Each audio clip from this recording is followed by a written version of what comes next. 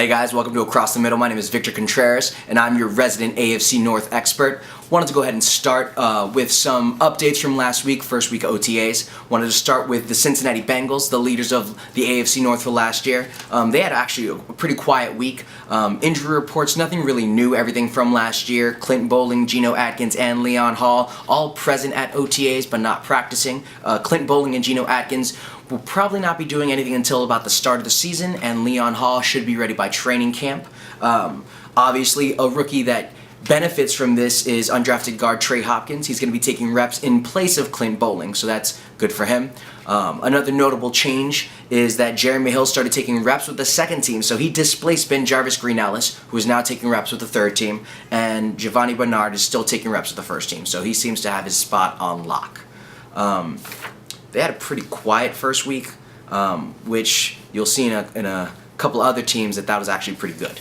Now on to the Steelers. Three notable absences from OTAs was Troy Polamalu, Ike Taylor, and Dre Archer. Troy Polamalu and Ike Taylor are the resident veterans, and they tend to take the OTAs off anyway. Ike Taylor in particular likes to do his own training with his summer conditioning coach, Tom Shaw, in Florida. And Troy Polamalu likes to take some time off to help his body recoup. Dre Archer was not present, but he was at the NFL Player Rookie Premier Conference. He was actually chosen by the Steelers to be their representative. Other than that, some notable rookie and roster movements. Ryan Shazier was seen practicing with the first team and taking first team reps the entire time during the OTAs, which is rather surprising because it's rare that a rookie actually ends up starting with the first team. So hopefully he picks up a lot of good experience, and it'd be great to see him start with the first game. Other than that, Marcus Wheaton and Lance Moore seem to be taking first team reps at wide receiver, and the best feel-good story of this entire week was Sean Spence. He was in the OTAs full on with practice, running at full speed, making sure that he could do all the cuts. And this is extremely notable because at one point when he first got injured, it was thought that he would never play again. So, feel-good story of the week. We're rooting for you, Sean Spence. Hoping for a full recovery and would love to see you on the field. Now, on to the exciting but bad type of exciting news. The Ravens had nothing but controversy this offseason, especially last week. Ray Rice was lucky enough to bypass a trial on the controversy that he had during the during the offseason, but still manages to lose in the image department with how he did his apology. He actually did a gigantic conference for it, and it didn't come off as apologetic as much as, well, you guys tell me. Other than that, he should be missing maybe 2 to 4 games at the start of the season as punishment for what happened.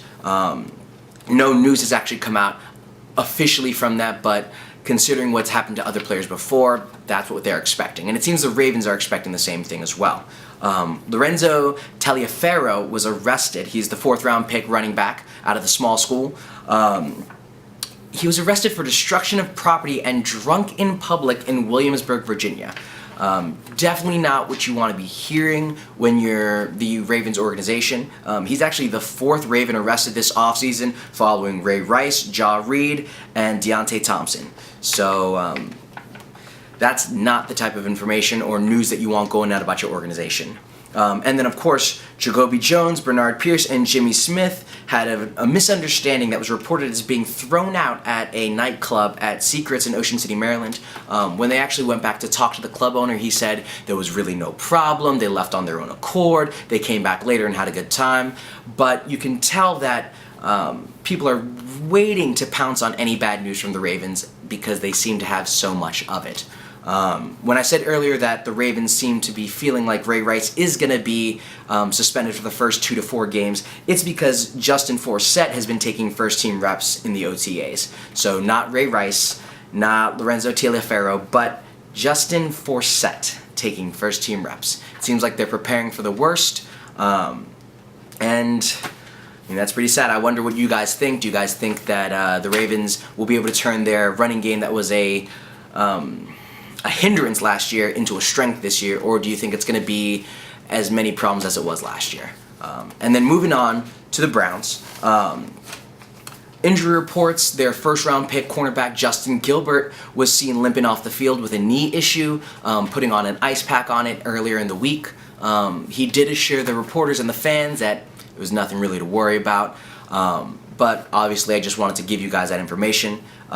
Controversies as well with this team, mainly with Josh Gordon, who may be taking the entire year off based on his suspension due to failing a second drug test. I think it was actually a third drug test.